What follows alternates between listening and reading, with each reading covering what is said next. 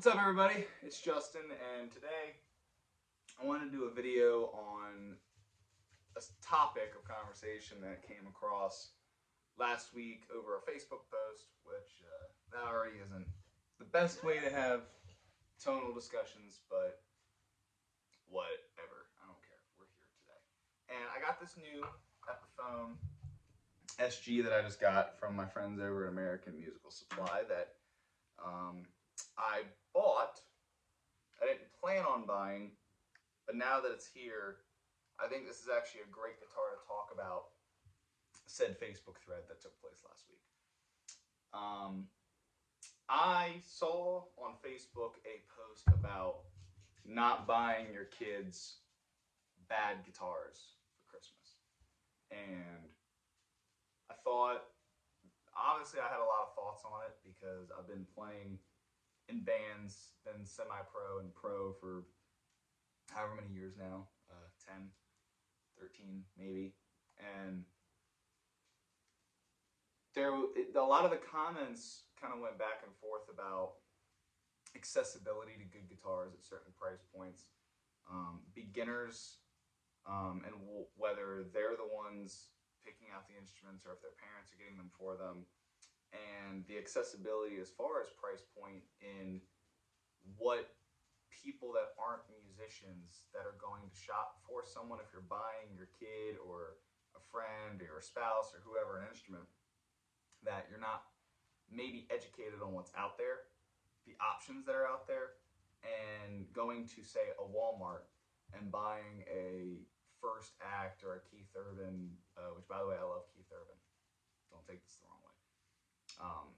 Starter pack, and not realizing that the guitars aren't going to come out of the box the way that you would expect them to, is essentially what I'm trying to say. And I think that alone would give a lot of kids discouragement, and learning guitar is already hard enough, or bass as well.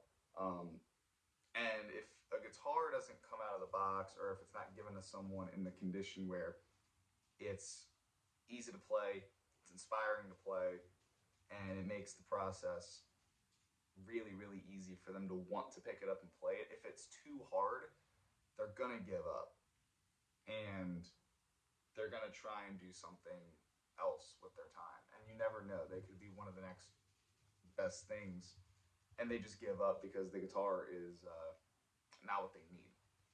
So I was in a shopping mood, and I was on the hunt for a Gibson SG, and I need another guitar like I need another hole in the head. I don't need any more guitars, especially ones that I travel with. I travel with enough, I have enough at home, and I have a good collection. I don't need anything.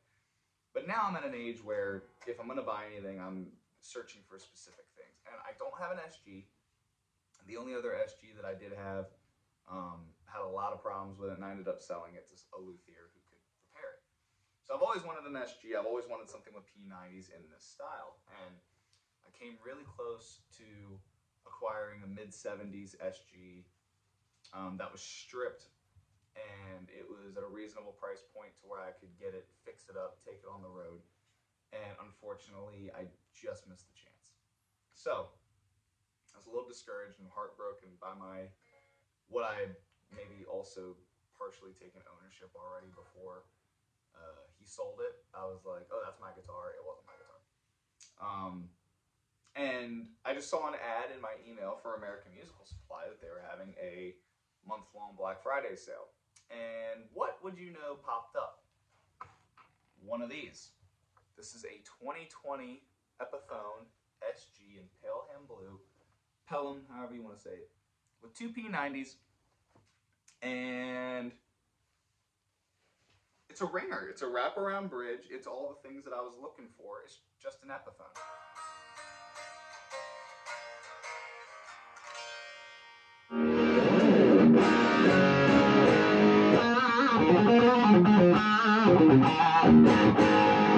And it's a ringer, as you can hear. Now, we're going to get into a couple of things. My thoughts on the guitar, obviously. I took it out of the box on Saturday.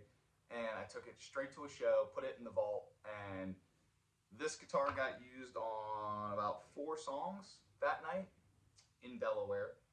And this got put in rotation with my PRS Artist 10 Top Custom PRS, my SE1s, my Telecaster. This is right in there with it. Stock, out of the box, from American Musical Supply the day of, and it was on stage. With that being said, there's a couple of things that out of the box, it was not ready. It was about 80% of the way there. It wasn't ready to hit the stage, but I used it on a couple of songs, and I put it back saying, okay, this is going to be the one that goes in the video. Straight out of the box, it was in tune. It's intonated. Up here we start having some problems. That's because this guitar is not set up the way that I need it to be out of the box. If you can see that, I don't know if it'll show up on camera, but the action doesn't look like it, but it's about a mile high off the fretboard. Maybe it'll show up this way. Like, it's pretty high. Even for me, it's high. And I play pretty hard. And I mean, these strings are so light. They're like 9, 10 gauge strings. I use 11s, 11 to 48 or 11 to 52, depending on the scale length, in E flat. So this would be an 11 to 48 normally. And the action's just so high that...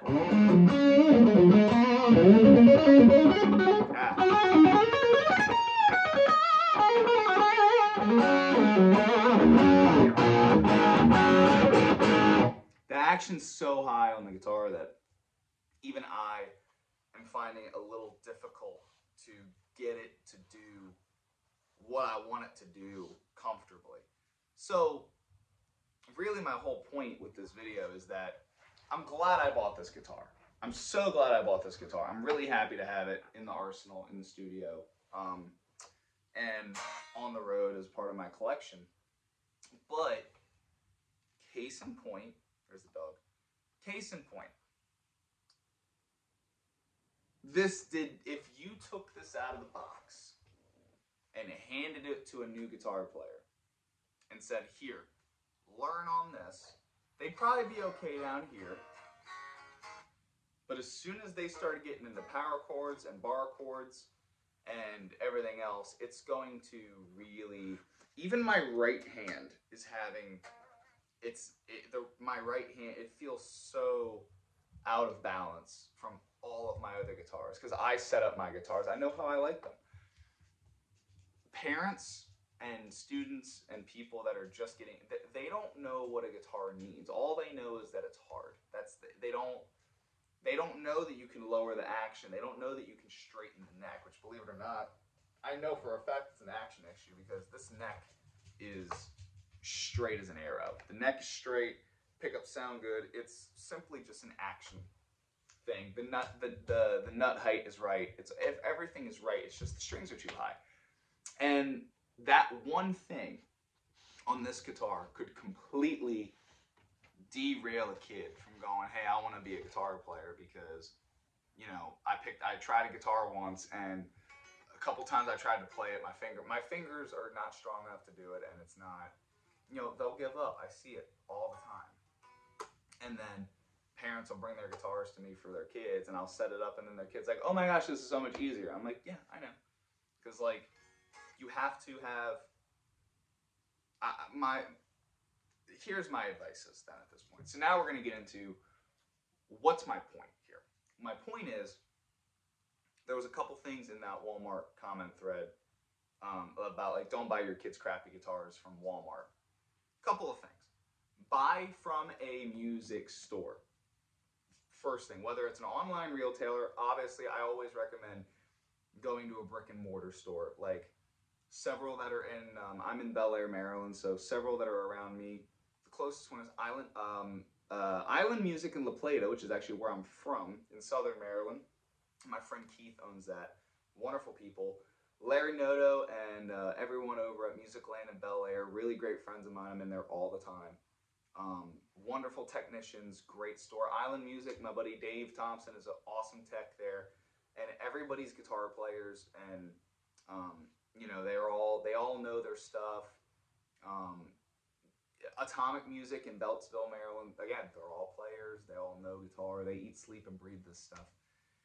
And most of all of these stores will have a tech in the shop, to where if you go in and you buy a guitar and say, hey, look, this is for my kid or this is for whoever, can you make sure that it's set up to where it's comfortable to play, the action's low, it plays in tune?